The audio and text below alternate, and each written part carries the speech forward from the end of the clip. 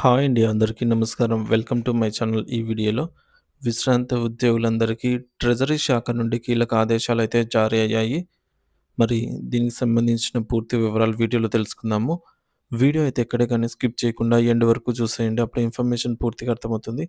అలాగే వీడియో చూస్తున్న ప్రతి ఒక్కరు వీడియోకి లైక్ చేయండి ఫ్రెండ్స్. ఈ వీడియోని తోటి ఉద్యోగ, పెన్షనర్ మిత్రులతో అయితే షేర్ చేయండి. కొత్తగా మన ఛానల్ చూస్తున్నవారు. ఇంకా ఎవరైనా సబ్స్క్రైబ్ చేసుకోనట్లయితే వెంటనే మన ఛానల్‌ని సబ్స్క్రైబ్ చేసుకోండి. సో, దీని ద్వారా నేను చేసే లేటెస్ట్ వీడియోస్ అన్నీ మీ వరకు రీచ్ అవుతాయి. ఇక ఆలస్యం చేయకుండా వివరాల్లోకైతే వెళ్ళిపోదాము.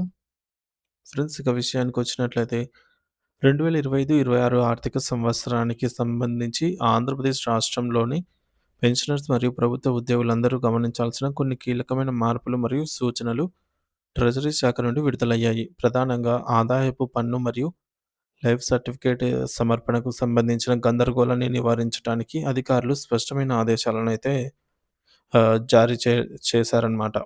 మొదటగా ఆదాయపు పన్ను విషయానికొస్తే ఏపీ ట్రెజరీ మరియు అకౌంట్ శాఖ వారు జారీ చేసిన తాజా ఉత్తర్వుల ప్రకారంగా పెన్షనర్స్ ఆదాయపు పన్ను లెక్కించే విధానంలో స్పష్టత ఇవ్వటం జరిగింది. పెన్షనర్లు తమకు నచ్చిన పన్ను విధానాన్ని అంటే ఓల్డ్ రెజియమా లేదంటే న్యూ రెజియం ట్యాక్స్ పరిధిలో ఏదైనా సరే ఎంచుకునే వెసులుబాటు ఉంది.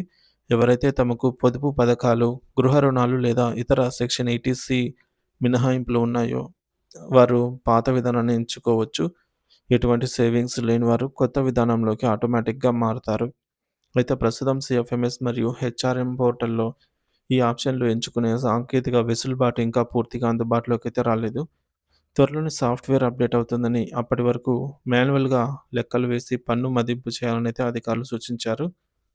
మరి పన్ను చెల్లింపుల విషయానికి వస్తే ఈ ఆర్థిక సంవత్సరానికి అనగా 2025, 26 సంవత్సరానికి సంబంధించి పన్నును టాక్స్‌ను నవంబర్, డిసెంబర్, జనవరి మరియు ఫిబ్రవరి నెలల్లో 4 సమాన వాయిదాల్లో జీతంలో లేదా ఉద్యోగులకైతే జీతం నుండి, పెన్షనర్స్‌కైతే పెన్షన్ నుండి మినహాయించాలని జిల్లా ట్రెజరీ అధికారులు డీటీఓ మరియు అసిస్టెంట్ ట్రెజరీ అధికారులకు ఏటీఓ ఆదేశాలైతే అందాయి. కొన్ని ప్రాంతాల్లో ఇప్పటికే గత 4, 5 నెలలుగా ఉన్న పన్ను కోత అమల్లో ఉండగా, ఇంకా ప్రారంభించని చోట్ల 4 నెలల్లో బకాయిలు పడకుండా రికవరీ చేయాల్సి ఉంటుంది. ముఖ్యంగా పెన్షనర్స్ గమనించాల్సిన సంతోషకరమైన విషయం ఏంటంటే 2025, 26 ఆర్థిక సంవత్సరానికి సంబంధించి న్యూ ట్యాక్స్ రెజీమ్ కింద 12,75,000 వరకు వార్షిక ఆదాయం ఉన్నవారికి ఎటువంటి ఆదాయపు పన్ను చెల్లించవలసిన అవసరం లేదు. ఇందులో 12,00,000 వరకు పన్ను మినహాయింపు ఉండగా, మరొక 75,000 స్టాండర్డ్ డిడక్షన్ కింద అయితే అదనపు వెసులుబాటు కల్పించబడింది. కాబట్టి మీ ఆదాయం 12.75 లక్షల లోపు ఉండి పొరపాటున మీ పెన్షన్ పే స్లిప్‌లో ట్యాక్స్ కట్ అయినట్టు కనిపిస్తే వెంటనే మీ యొక్క పరిధిలోని ట్రెజరీ ఆఫీస్‌ను సంప్రదించి ఫిర్యాదు చేయండి. తద్వారా వారు దానిని సరిచేసి అవకాశం అయితే ఉంటుంది. ఇక రెండో ముఖ్యమైన విషయం ఏంటంటే లైఫ్ సర్టిఫికేట్ అండి. లేదా జీవన ప్రమాణ పత్రం. కేంద్ర ప్రభుత్వ ఉద్యోగులు, ఈపీఎఫ్ పెన్షనర్లు మరియు ఎల్ఐసి వారు సాధారణంగా అక్టోబర్, నవంబర్ నెలల్లో లైఫ్ సర్టిఫికేట్ సమర్పిస్తూ ఉంటారు.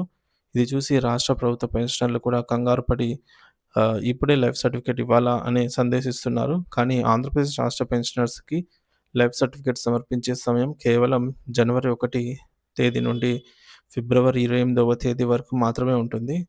జీవన్ ప్రమాణ్ యాప్ సంవత్సరమంతా తెరిచే ఉన్నప్పటికీ ఇప్పుడు నవంబర్ లేదా డిసెంబర్‌లో సమర్పిస్తే అది వచ్చే ఏడాదికి పరిగణించబడదు. మరి రాష్ట్ర ప్రభుత్వ నిబంధనల ప్రకారంగా జనవరి లేదా ఫిబ్రవరి నెలలో సమర్పిస్తేనే అది చెల్లుబాటవుతుంది. ఒకవేళ ఎవరైనా జనవరి లేదా ఫిబ్రవరి నెలల్లో ఇవ్వకపోతే మే నెలలో వారి యొక్క పెన్షన్ నిలిపివేసే ప్రమాదం ఉంది. కాబట్టి పెన్షనర్స్ అందరూ జనవరి 1, 2026 వరకు వేచి ఉండి, ఆ తర్వాత మీ దగ్గరలోని మీ సేవ నెట్ సెంటర్ లేదా గ్రామ సచివాలయం లేదా ఎస్‌టిఓ కార్యాలయానికి వెళ్లి బయోమెట్రిక్ లేదా ఐరిస్ ద్వారా లైఫ్ సర్టిఫికేట్‌నైతే అందజేయాలని కోరుతున్నారు.